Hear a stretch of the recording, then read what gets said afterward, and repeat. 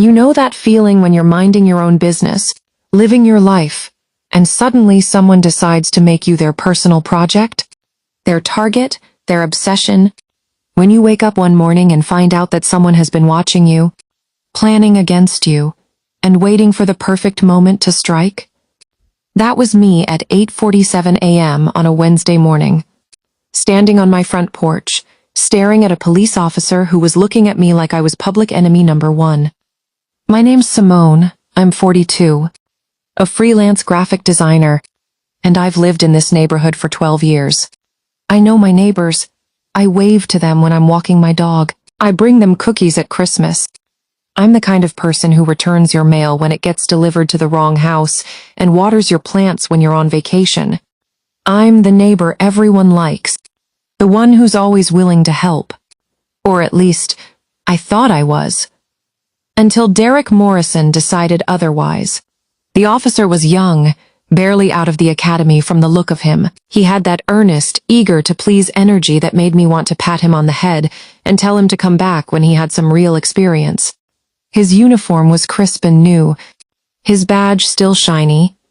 He was trying so hard to look authoritative, but he just looked nervous. "Ma'am, we received a complaint about illegal activity at this address," he said, his voice official and slightly nervous. "We need to ask you some questions. We need to get to the bottom of this." "Illegal activity?" I repeated, my brow furrowing. "What kind of illegal activity? What are you talking about?" "Vandalism, property damage. There's been a series of incidents in the neighborhood. Broken windows, spray paint, damaged mailboxes. A witness identified you as the perpetrator. We have a positive identification." I felt like I'd been slapped. "A witness? Who identified me?" "That's impossible. I've never done anything like that. I can't disclose that information at this time." But the witness was very specific. They described you, your vehicle, even your dog. The timing matched up with several of the incidents. It's a very detailed account. I laughed. I couldn't help it. It was either laugh or cry, and I wasn't about to give anyone the satisfaction of seeing me cry. "Officer, I'm a 42-year-old woman with 2 kids and a mortgage. I'm not out spray painting mailboxes. I have better things to do with my time. I have a life. I have a reputation.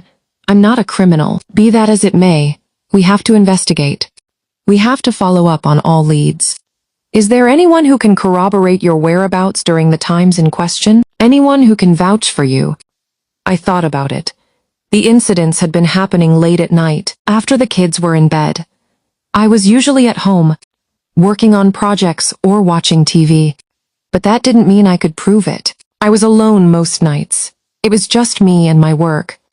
"My husband can vouch for me," I said. "We were at home on all those nights. He was with me. He saw me." "Your husband? Is he willing to provide a statement? Is he willing to come forward?" "Of course he is. He's not going to let someone railroad his wife for something she didn't do. He'll tell you the truth." The officer nodded, making notes on his little pad. "We'll follow up with him. In the meantime, I'm going to have to ask you to stay in the neighborhood. Don't leave town. Don't go anywhere." "Is that a joke? I have a job. I have kids.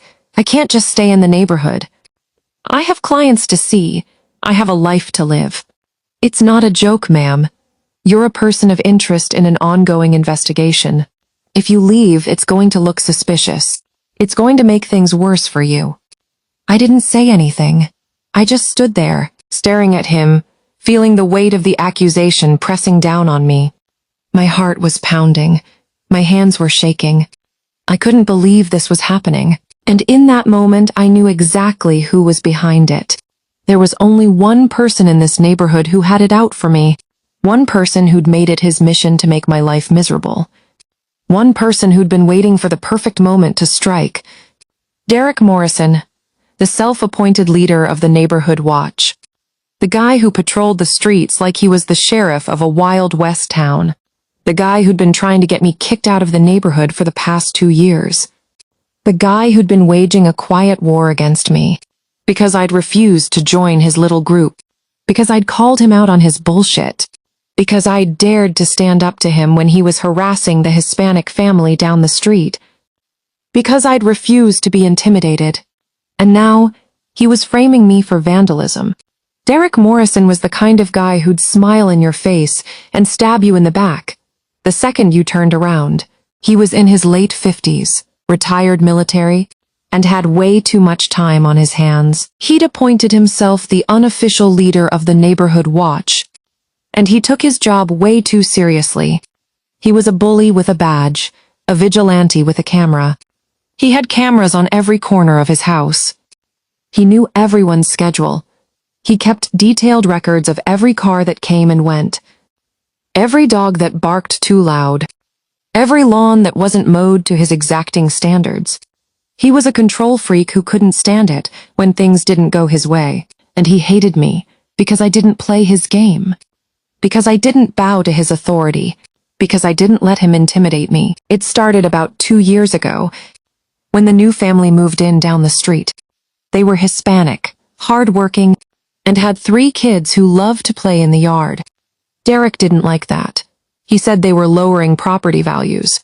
He said they were bringing in undesirables. He said they were running some kind of illegal operation out of their house. He said they didn't belong in our neighborhood. I called him out on it. I told him he was being racist and that he needed to back off. I told him I'd report him to the HOA if he kept harassing them. I told him he was a bully and a bigot. I told him I'd had enough of his nonsense. He didn't take it well. From that moment on, he made it his mission to make my life a living hell. He'd call the city on me for the tiniest infractions. My grass was too long. My trash cans were out too early. My kids were too loud. My dog barked too much. Nothing ever came of it, but it was still annoying. It was still harassment. It was still designed to wear me down. And now, he'd taken it to the next level. He was framing me for vandalism, trying to get me arrested, trying to get me kicked out of the neighborhood, trying to destroy my life. But I wasn't going to let that happen. I wasn't going to let him destroy me. After the police left, I was furious. I was shaking with rage. I couldn't believe that Derek had gone this far. Couldn't believe that he'd actually tried to have me arrested for something I didn't do. Couldn't believe the level of his obsession. But I was also scared, because I knew how this worked. In a he said, she said situation, the person with the most credibility usually won. And Derek had credibility. He was the neighborhood watch guy. He was military. He was a pillar of the community. People trusted him. Me? I was just a freelance designer. A woman who worked from home, who kept to herself, who didn't have a lot of friends in the neighborhood. I was an easy target. I needed to figure out a way to prove my innocence. And I knew exactly where to start. Derek had cameras everywhere. He'd bragged about it at one of the neighborhood meetings. He said he had the whole street covered. That nothing happened without him knowing about it. He said his cameras were state-of-the-art. That they captured everything. So if he was framing me, that meant he'd had to do it while the cameras were off. Or he'd had to manipulate the footage somehow. Or he'd had to make sure he wasn't caught. I needed to get my hands on that footage. I needed to prove that he was lying. I needed to expose him. But how? I talked to my husband, Marcus. He was as angry as I was, maybe more. He wanted to confront Derek directly, to threaten him, to make him back off. He wanted to go to his house and give him a piece of his mind. Marcus, that's not going to work, I said. He'll just deny everything. He'll play the victim. He'll make it look like we're the aggressors. We need proof. We need evidence. What kind of proof? I need to see his camera footage. I need to see what he's got. And I need to find a way to prove that he's been lying. I need to catch him in the act. How are you going to do that? He's not going to just let you walk in and look at his records. He's not going to hand over evidence against himself. I'll figure something out. I always do. I spent the next few days planning. I observed Derek's schedule, his habits, his routines. I figured out when he went to work, when he came home, when he went out for his evening patrol. I watched his house, his patterns, his weaknesses, and I figured out the weak point in his system. Derek had a home security system that included cameras, sensors, and a central hub in his garage. The hub recorded all the footage and stored it on a hard drive. If I could get to that hard drive, I could see everything. I could find the truth. But I couldn't just break into his garage. That would be breaking and entering. That would make me a criminal. Exactly what he was accusing me of. That would be playing right into his hands. So I came up with a different plan. Derek had a habit of leaving his garage door open when he was working on his car. He'd be in there for hours, tinkering, and the door would be wide open. Anyone could walk in, anyone could see what he was doing, and I knew someone who could. His name was Leo. He was 17, the son of one of my neighbors, and he'd been running errands for me for years. He was a good kid, trustworthy, and he owed me a favor. I'd helped him with his college applications, written him a recommendation letter, given him advice about his future. I called him over and explained the situation. Leo, I need you to do something for me. It's a little risky, but it's important. I wouldn't ask if I had any other choice. He looked at me, his eyes wide. What is it, Mrs. Simone? What do you need me to do? I need you to get into Derek's garage. I need to get a copy of his camera footage. He's been framing me for vandalism, and I need proof. I need to clear my name. Leo looked nervous. Isn't that breaking and entering? That's illegal. I could get in trouble. Technically, the garage door is open, and you're not breaking anything. You're just taking a look. You're just borrowing something. It's not breaking and entering if the door is open. What if he sees me? What if he comes home early? He won't. He's at work right now. And I'll be watching from across the street. If I see him coming, I'll signal you. I'll call your phone. Leo was quiet for a long moment. Then he nodded. Okay, I'll do it. For you, Mrs. Simone, because you've always been good to me. The next day, Derek went to work at his usual time. I waited half an hour, then texted Leo. It's clear. Go. Be careful. I watched from my window as Leo walked down the street.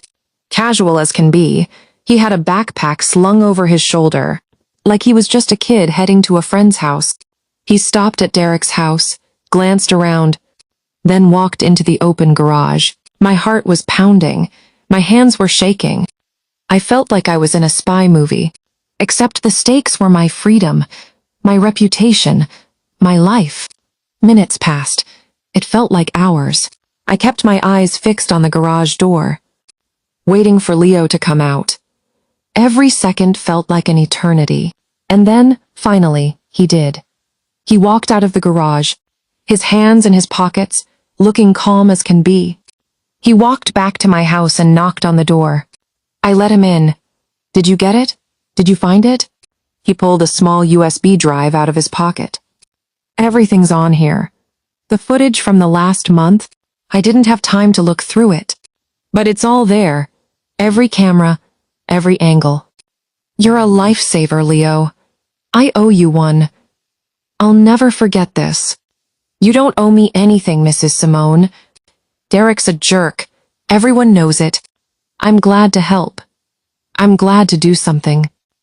I spent the next few hours going through the footage. It was tedious, painstaking work. I had to watch hours of video, looking for anything that would prove Derek was lying.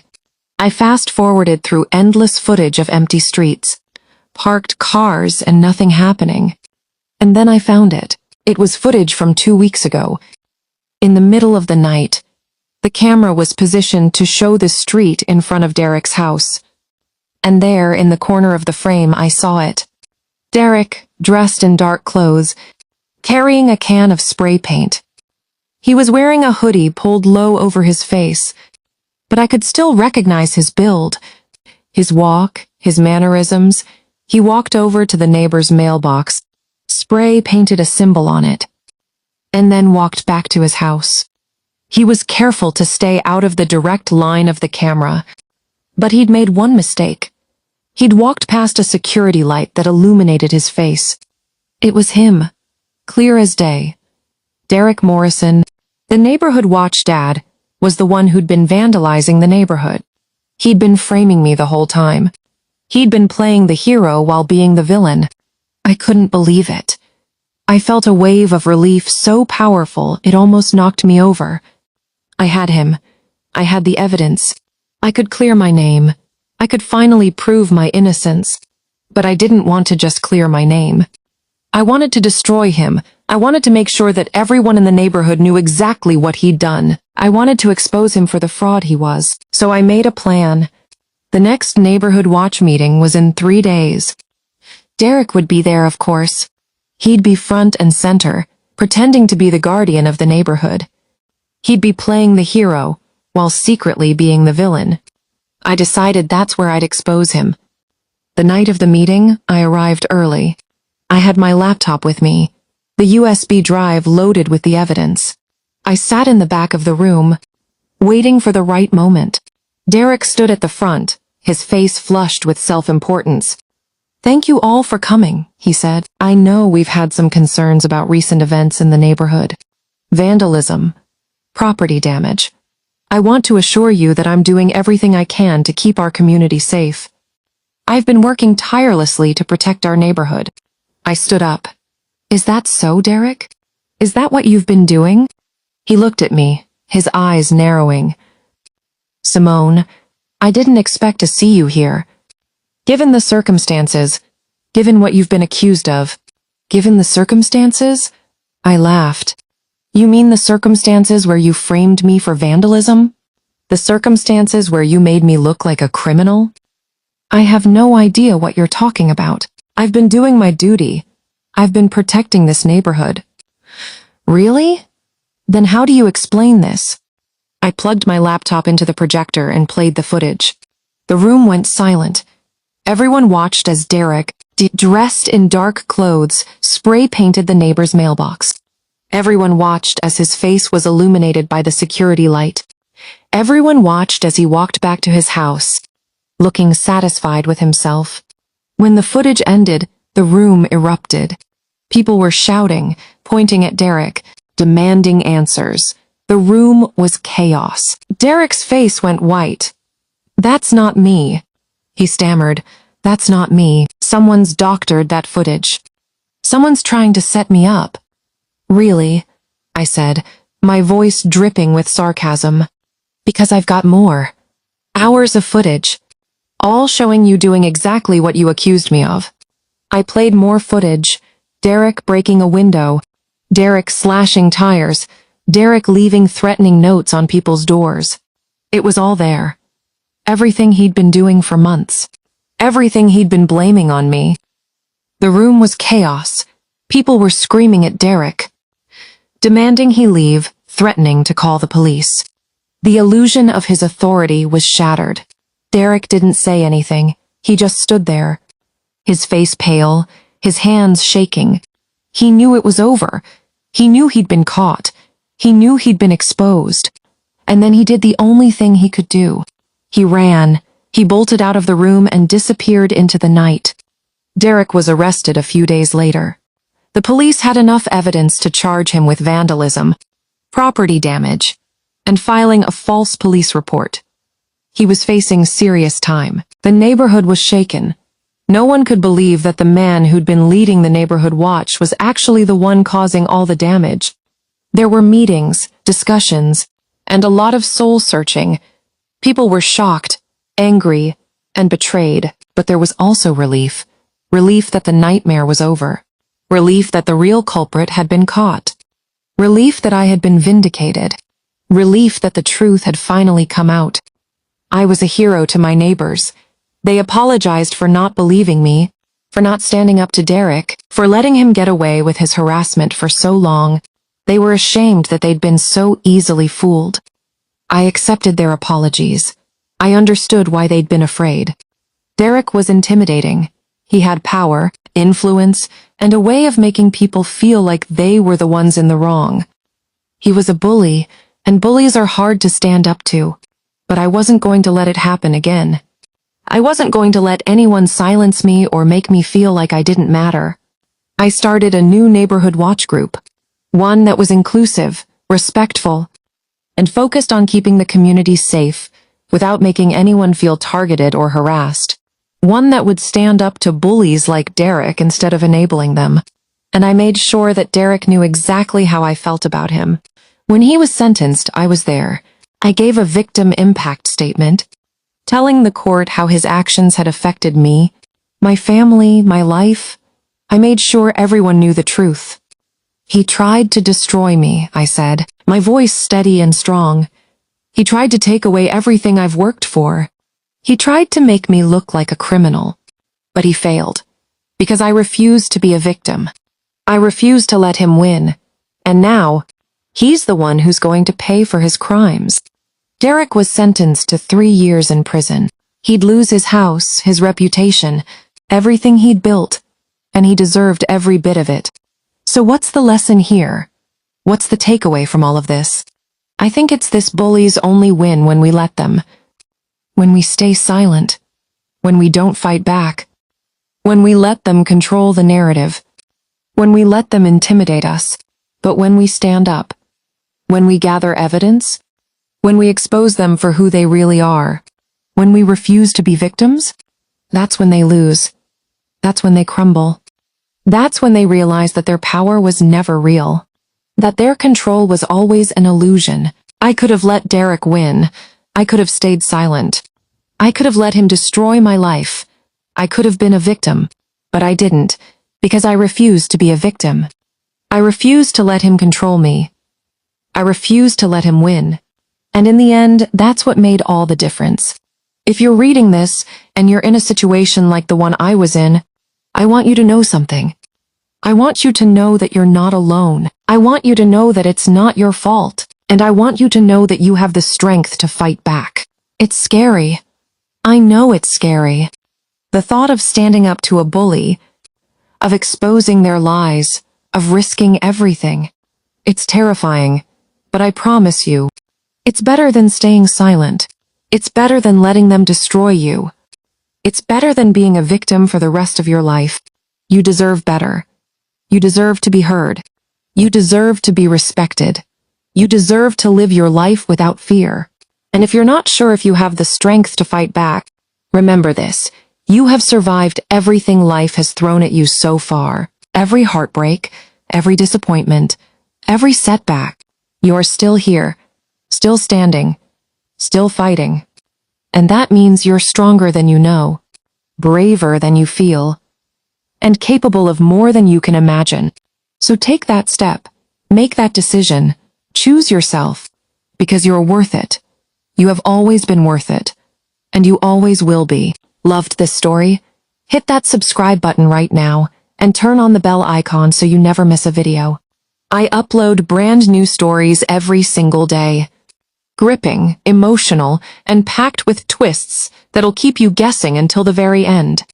Don't forget to like this video if it gave you all the feels. Comment below. Have you ever had to deal with a bully who tried to destroy you? How did you fight back? I read every single comment. Share this story with someone who needs to hear it. Sometimes the best lessons come from other people's experiences. Got a story idea? Drop it in the comments. Your suggestion might just become the next video on this channel. Subscribe now and join our growing family of story lovers. New videos drop daily at 7 a.m. EST. Perfect to watch with your morning coffee. Trust me, you don't want to miss what's coming next. Until next time, stay strong, stay brave, and never let anyone make you feel like you're powerless, because you have more power than you know, and you always have.